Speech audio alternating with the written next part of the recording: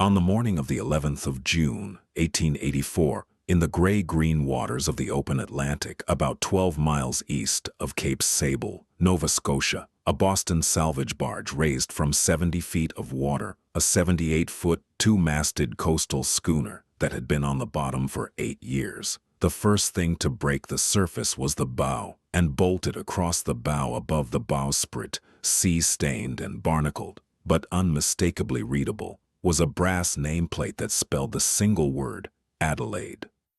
The schooner Adelaide had sailed out of Heron Cove, on the eastern coast of Maine on the 18th of May, 1876, under her owner Captain Cyrus Bryce, bound for Halifax with a small cargo of dry goods and fish meal, and she had not been heard from after the 20th of May. She had not been found. No wreckage had been recovered, no bodies had washed ashore. The Maine Maritime Commission had concluded, after 18 months of inquiry, that the Adelaide had been lost with all hands in a gale off the Grand Menan reefs, and that her captain Cyrus Bryce and his crew of 3 had perished. The village of Heron Cove had concluded something different. The village of Heron Cove had concluded, in the long whispered way that small fishing villages on the New England coast had concluded such matters for 150 years, that the captain's wife Adelaide Bryce had driven her husband to the sea. The story that the village told itself, in the 8 years between the spring of 1876 and the summer of 1884, was as follows. Adelaide Bryce had been a cold wife. She had been a schoolteacher's daughter from Bangor before her marriage, well-read and stiff with the village women, and she had never quite belonged to Heron Cove in the 11 years she had lived there with her husband. The marriage had been visibly unhappy in the last 2 years before Cyrus's disappearance. Cyrus had taken to drinking heavily at the village store in the autumn of 1875. Adelaide had been seen in the months before the disappearance, walking the bluff path above the cove, in the company of a quiet, sandy-haired, 19-year-old named John Hadley, who had been the son of a tenant fisherman and who had had no business walking a married woman home from the chapel of an evening. The schoolmaster's wife had remarked on it at the time. The minister had remarked on it from the pulpit. On the morning of the 18th of May, 1876, Cyrus Bryce had said his goodbyes to the harbor men at the breakwater, had carried his sea chest up the gangway of the Adelaide, and had cast off with his small crew of 3. 2 of the harbor men later told the minister that the captain had had the look of a man who did not intend to come back. The Adelaide had not come back. The village had not blamed the sea. The village had blamed the captain's wife. For 8 years, Adelaide Bryce had lived at the south end of the village lane, in the small gray-shingled cottage that had been her husband's, alone, without ever speaking a word in her own defense. She had been 40 years old in the summer of 1884. She had not yet heard, on the morning of the 11th of June, what had been raised from 70 feet of water, 12 miles east of Cape Sable. To understand what was about to be made public in the 8 days after the raising of the Adelaide, the listener must go back to the marriage. Cyrus Bryce had married Adelaide Reed of Bangor in the autumn of 1865. He had been 29 years old. She had been 21. He had been the owner of a small but profitable coastal trading concern, operating between the eastern Maine ports and the maritime provinces, with 3 small vessels in the trade and a small office above the harbor at Heron Cove. He had been a handsome and ambitious man, the only son of a Heron Cove fishing family that had risen from a one-dory operation to the ownership of 3 schooners in a single generation, and his marriage to a schoolteacher's daughter from the inland city of Bangor had been considered in the village an act of social ambition slightly above his station. Adelaide Reed had been considered in Bangor to be marrying somewhat below hers. The early years of the marriage had been pleasant enough on the surface. There had been no children. The Bryces had built a small 2-room cottage at the south end of the village lane in 1868, set apart from the main cluster of the village by about 40 yards of grass and bramble at Cyrus's insistence, because Cyrus had said he did not like to live in the middle of other men's quarrels. Adelaide had kept the cottage. She had read widely. She had taken in 2 of the village girls for tutoring in reading and arithmetic in the slow evenings of the winter months, which the schoolmaster's wife had taken as a slight against the village school, and which had been the first of the small frictions between Adelaide and the women of Heron Cove. Cyrus had begun in the autumn of 1869 to spend longer periods in Halifax than his coastal trade strictly required. He had told Adelaide when she had asked that the Maritime Provinces trade was opening up new accounts, that the Halifax merchants were sharper buyers than the main men, and that he needed time on the ground to build the connections. Adelaide had accepted the explanation. He had begun in the year 1872 to come home from Halifax with small, expensive gifts that had been wrong somehow. A cashmere shawl in a color she would not have chosen, a French scent in a small cut-glass bottle she did not recognize, a bound book of poetry in a binding far too fine for the inscription. She had set the gifts in a drawer and had not asked about them. By 1874, Cyrus was spending 9 weeks of every 12 in Halifax, and the small gray cottage at the south end of the village lane had become a place where Adelaide Bryce lived alone for 3/4 of every year. She did not protest this either. She had been raised by a quiet school-teacher father in a small house in Bangor, where the rooms had been full of books and silence, and she had not found the silence of the cottage at Heron Cove difficult.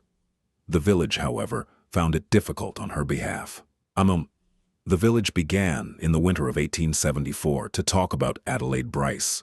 The talk was not kind. Cyrus came home from a long Halifax stay in the spring of 1875 and quarreled with his wife on the path above the cove in front of 3 of the village fishermen mending nets at the breakwater. The quarrel was about money. He had been heard to call her a cold and ungrateful woman.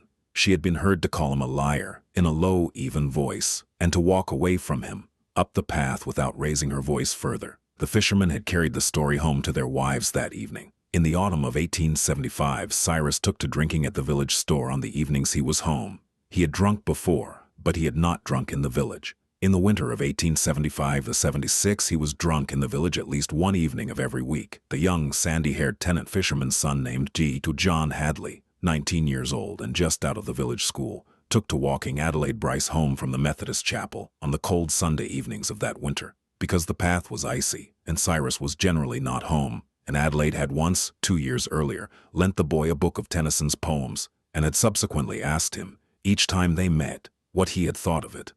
The boy admired her. The village saw.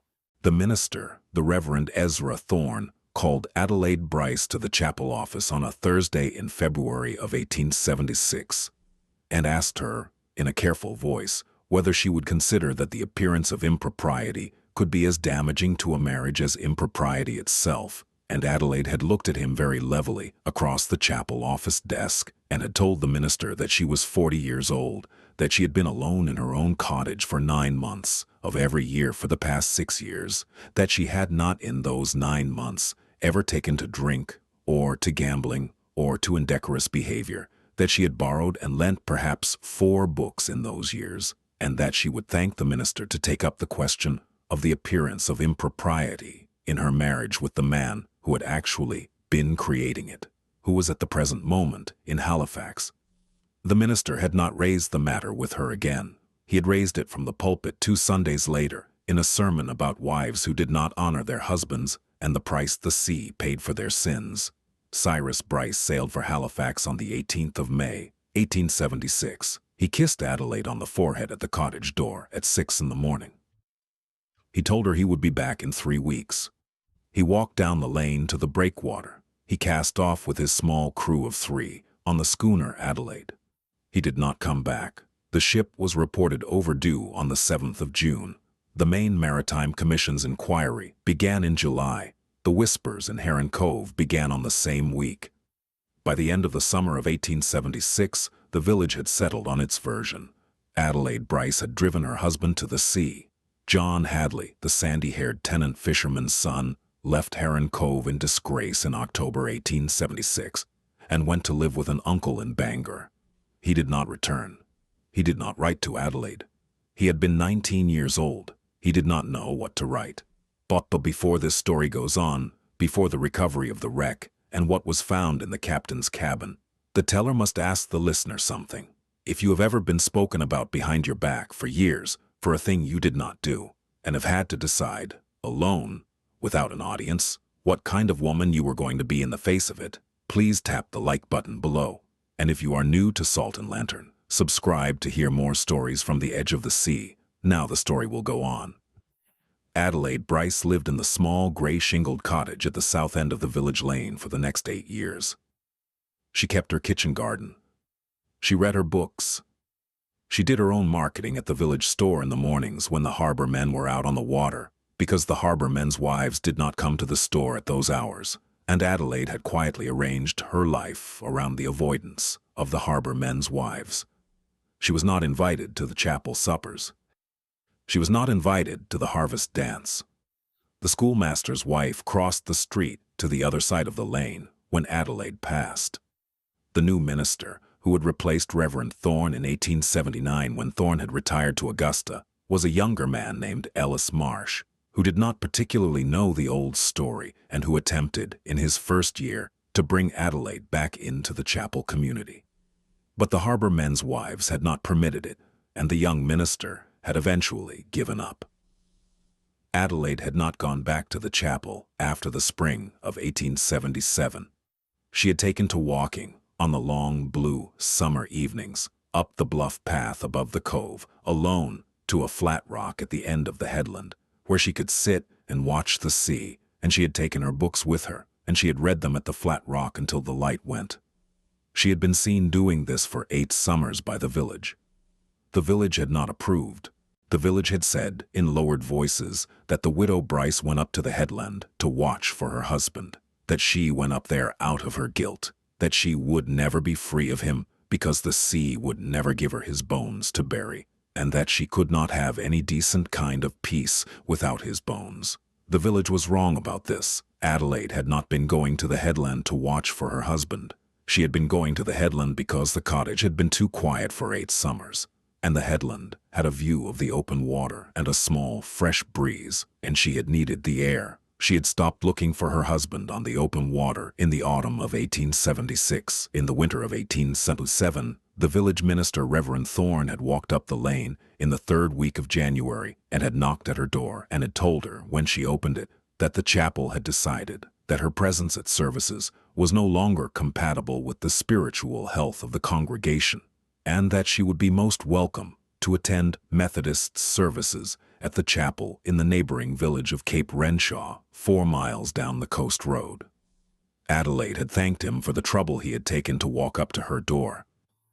She had not gone to Cape Renshaw. She had not gone to chapel anywhere in the summer of 1878. The village postmistress had begun to leave Adelaide's correspondence at the general store rather than walk the 200 yards up the lane to deliver it, and Adelaide had walked down to the store herself every Thursday afternoon for the next 6 years to collect it. The general store proprietor, a quiet older man named Mr. Pell, who had been a friend of Adelaide's father in Bangor 20 years earlier, had always handed her letters with a small civil nod and had never spoken to her about anything else.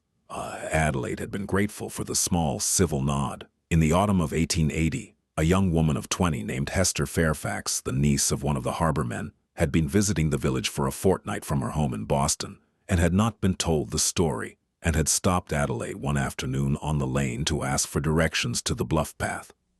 Adelaide had given her the directions. Hester Fairfax had thanked her courteously and had walked on. Hester's uncle, the harbor man, had taken his niece aside that evening and had told her the story. Hester Fairfax, 20 years old and not from Heron Cove, had crossed the lane the next morning specifically to bid Adelaide good morning in plain view of the village. The harbor man's wife had not spoken to her niece for the remainder of the visit. Hester Fairfax had returned to Boston at the end of the fortnight and had written Adelaide a single letter from Boston that autumn, which Adelaide had kept in a small wooden box beside her writing desk for the rest of her life. The letter had said only that Hester Fairfax hoped that Mrs. Bryce was in good health, and that Hester thought of her with kindness. Adelaide had answered the letter, briefly and warmly, and the 2 women had corresponded twice a year for the next several years, without ever meeting again. That was Adelaide Bryce's social life in the village of Heron Cove between the spring of 1876 and the summer of 1884. The Boston Salvage Company that raised the schooner Adelaide on the morning of the 11th of June, 1884, had been operating in the waters east of Cape Sable for a different reason entirely. They had been engaged by the Maritime Province's underwriters to locate the wreck of a French bark called the Saint-Sylvestre that had been lost in those waters in 1881 with a cargo of insured French wine. The salvage divers had located the Saint-Sylvestre on the 8th of June, 1884. On the 9th, they had located a second wreck half a mile to the south, in approximately the same depth of water. The second wreck had not appeared in any of the underwriters' records. The divers had reported the brass nameplate Adelaide on the bow. The Boston salvage operator, a careful man named Otis Ainsworth, had checked his ledger of registered American coastal vessels. The Adelaide of Heron Cove had been listed as missing, presumed lost since 1876. Mr. Ainsworth had wired the United States Customs Office at Portland on the 10th of June for guidance. The Customs Office had instructed him to raise the wreck and to recover whatever could be recovered, particularly any documents from the captain's cabin, and to transport these to Portland for examination. The wreck was raised on the 11th. The captain's cabin, located in the small stern cabin of the schooner, was found to be largely intact and surprisingly dry, having been protected from the worst of the sea by the way the schooner had settled on her port side on a soft sand bottom. The captain's sea chest, a heavy iron-bound trunk of dark seasoned oak with a small brass lock, was recovered from the cabin and transported by salvage barge to Halifax, and from Halifax by steam packet to the United States Customs Office at Portland, where it arrived on the 15th of June, 1884. The Customs Office opened the trunk on the morning of the 16th of June in the presence of two senior customs officers and a representative of the Maine Maritime Commission. The contents of the trunk were as follows. There was a small ship's log, written in Cyrus Bryce's hand, complete through the morning of the 20th of May, 1876, the entries of which described nothing unusual until the entry for the morning of the 20th, which read in his hand, "I have made the decision. The position is 3 miles east of Brazil Rock. The weather will hold for another 6 hours.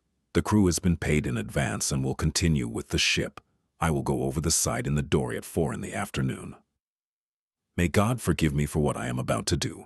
There was a leather-bound diary, also in Cyrus Bryce's hand, with entries running from January 1873 through May 1876, describing in his own handwriting a relationship of more than 3 years' standing with a married woman in Halifax named Margaret Tremaine, the wife of a Halifax shipping merchant, who had borne Cyrus Bryce 2 children, a son in 1874 and a daughter in 1875.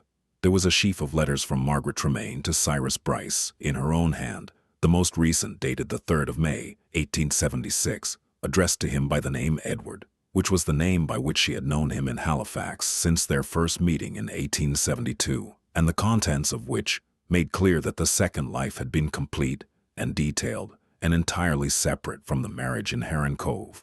There was a second set of identity papers, in the name Edward Tremaine, naming the holder as a master mariner born in Edinburgh, of which Cyrus Bryce had no actual connection. There was an accounts book recording deposits over 4 years, totaling approximately $11,000 in the Bank of Nova Scotia at Halifax, all under the name Edward Tremaine, drawn from the operating accounts of the Bryce Shipping Concern in Heron Cove, and not entered in any of the Heron Cove Company books. And there was, folded carefully and tied with a piece of dark string, a letter addressed in Cyrus Bryce's hand to whoever finds this, written on the morning of the 20th of May, 1876, in which the writer stated plainly and without remorse that he had spent 11 years of his life married to a woman he did not love, that he had built a second and better life in Halifax with a woman he did, that he could see no path forward that would not require the destruction of one of these lives, and that he had elected,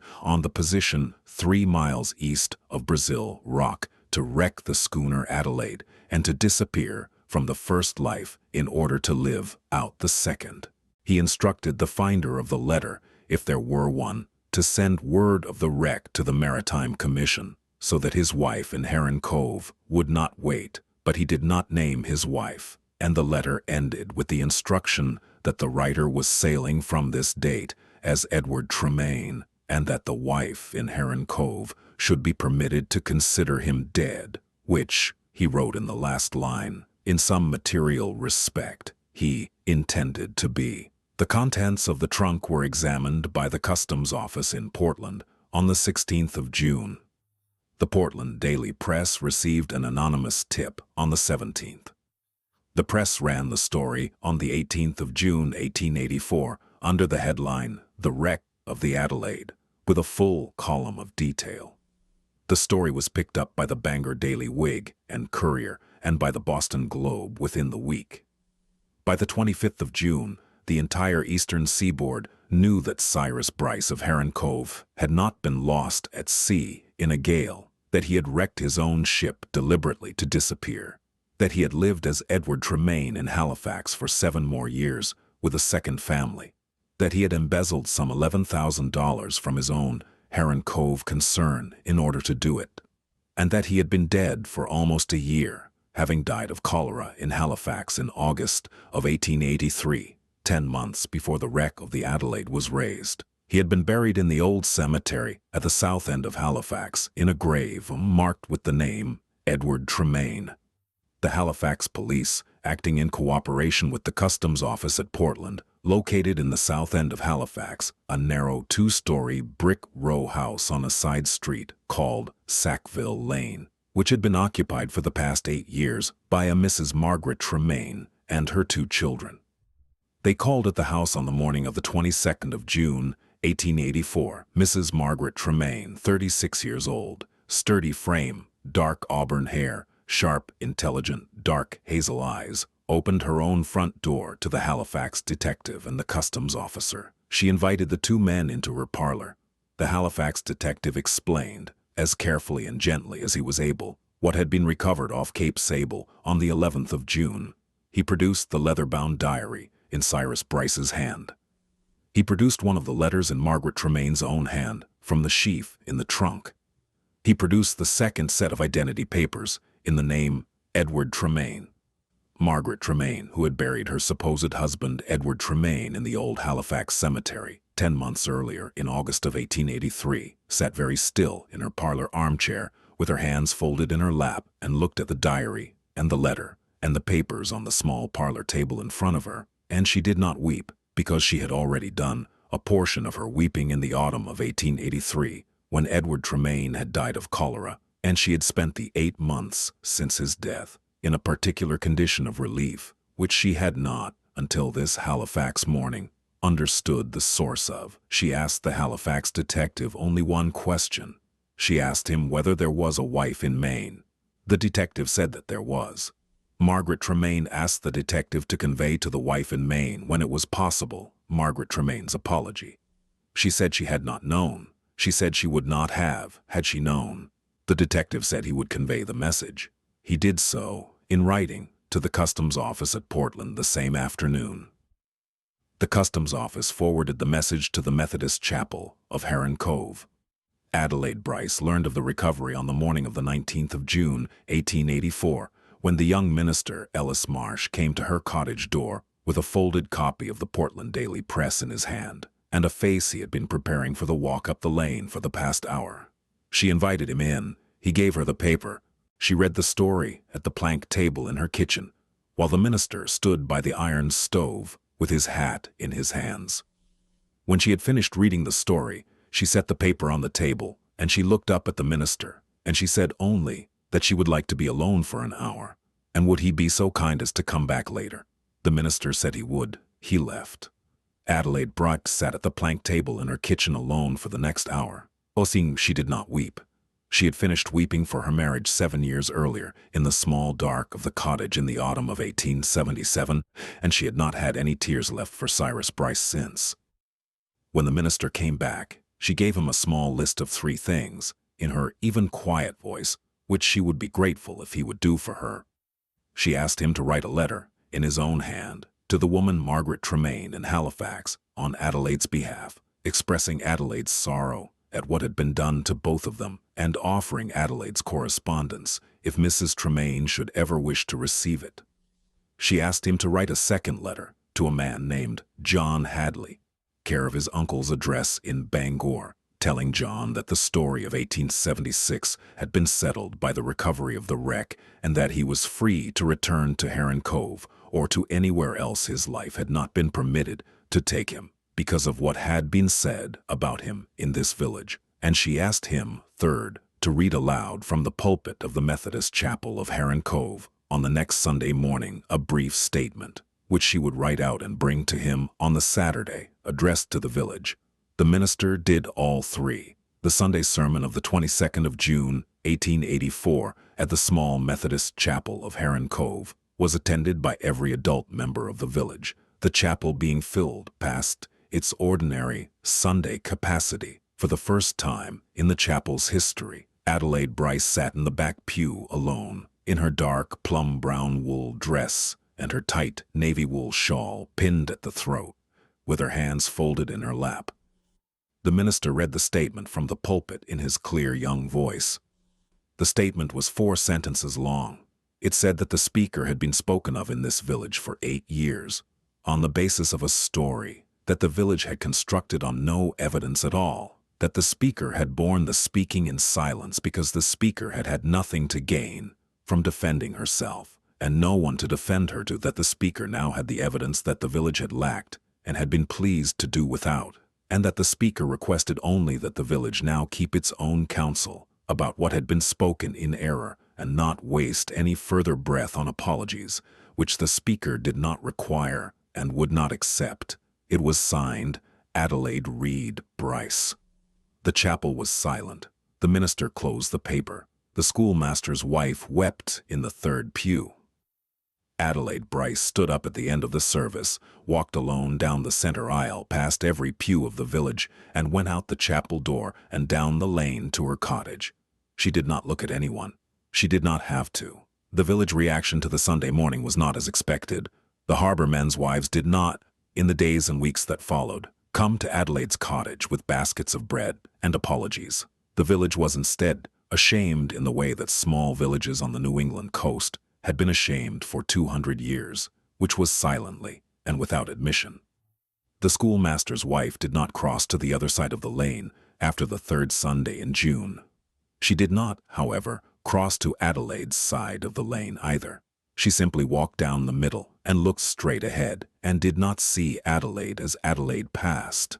The young minister, Ellis Marsh, however, came to the cottage every Wednesday afternoon at 3 o'clock for the rest of the summer of 1884, and sat at the plank table in the kitchen and drank a cup of tea with Adelaide Bryce. He did not lecture her. He did not ask her about her faith. He read aloud to her on those Wednesdays from a copy of George Eliot's Middlemarch that he had brought with him from his seminary library, and Adelaide listened. The reading aloud of Middlemarch was the beginning of what would become the friendship of Adelaide Bryce and Ellis Marsh, which lasted until Ellis Marsh's death of pneumonia in 1909. He never married. His parishioners thought him an unusual minister. He had been called once by the senior superintendent of the New England Methodist Conference to explain his close friendship with the widow Bryce of Heron Cove, and had explained it, and had been left alone. The harbor men did not come to Adelaide's door. The harbor men's sons, however, several of whom had been schoolboys when Adelaide had tutored their sisters in arithmetic in the winters of the early 1870s, began in the autumn of 1884 to leave small things at her cottage gate without speaking. A bundle of split firewood, a small crate of new potatoes from the autumn dig, a pail of fresh-caught cod on a Friday morning. The harbor men's sons did not knock at the door. Adelaide took the small things in and used them and did not write thank-you notes, because there were no notes to write to. The village was making, in its silent way, the apology it had decided it could not make in speech. Adelaide accepted what was left at the gate. John Hadley returned to Heron Cove in the second week of August 1884. He came to Adelaide's cottage door on the evening of the 11th of August. He was 27 years old. He stood at the door with his brown felt hat in his hands. She invited him in. They sat at the plank table for 2 hours. They talked about the 8 years. He told her that he had become a clerk in a Bangor counting house, that he had not married, that he had not been able to think of marrying after what had happened in Heron Cove, She told him that he was free now, of any reason not to. He told her that he was not sure that freedom worked that way. She did not argue with him about it. He left. He visited her 3 more times over the next 4 years, each time at the cottage. He did eventually marry a Bangor school teacher of his own. In 1889, he named his first daughter Adelaide. Margaret Tremaine of Halifax received the minister's letter in late June 1884. She wrote back to Adelaide Bryce in early July. The two women corresponded for the next 21 years, until Margaret Tremaine's death in 1905. Margaret's son and daughter, Cyrus Tremaine and Catherine Tremaine, born to Cyrus Bryce under his second name, visited Adelaide Bryce at the cottage in Heron Cove in the summer of 1887. The boy was 13 years old at the visit. The girl was 12. They stayed for a fortnight. They were polite, quiet children, with their mother's intelligent, dark hazel eyes and a hesitancy in them that took Adelaide several days to set them free of. She took them up to the flat rock on the headland in the long summer evenings. She read to them at the kitchen table. They wrote to her for the rest of their lives. The boy, Cyrus Tremaine, eventually became a marine engineer in Halifax. The girl, Catherine, became a teacher in Toronto. Both lived into the 1940s. Adelaide Bryce lived in the small, gray-shingled cottage at the south end of the village lane for 31 more years after the recovery of the wreck, until her death in 1915, at the age of 71. She founded, in the autumn of 1885, with the $11,000 that the courts eventually returned to her from the recovered Halifax accounts, a small relief fund for the wives of New England sailors who had been wronged in their marriages, called the Heron Cove Quiet Fund, the operations of which were anonymous and which provided small, unrepayable grants to women on the strict criterion that the woman not be required to explain her circumstances in order to receive the money. The fund continues to operate today under a different name from a foundation office in Portland. The schooner Adelaide, after the Portland Customs Office had finished with her, was sold to a Maine fishing concern as a coastal hauler, and her brass nameplate was removed and given to Adelaide Bryce at her request. Adelaide kept the nameplate on the mantel of her cottage for the rest of her life, beside the framed daguerreotype of her wedding day, which she did not remove either. She told one of the village girls she tutored in her later years, when the girl had asked, that she kept both of them, not because she had forgiven the man in the photograph, who was beyond her forgiveness, but because she had not become a woman who needed to take a photograph down from her own mantle in order to be at peace with what had happened in her own life. The girl had remembered the answer and had written it down in her own diary. Thank you for listening to this story from Salt and Lantern. If it has moved you, or if you have ever known what it is to be spoken of in error and to have outlived the speaking, please leave a comment below telling me where you are watching from, and subscribe to hear more stories from the edge of the sea. Good night, and may your own light burn steady through whatever storm comes next.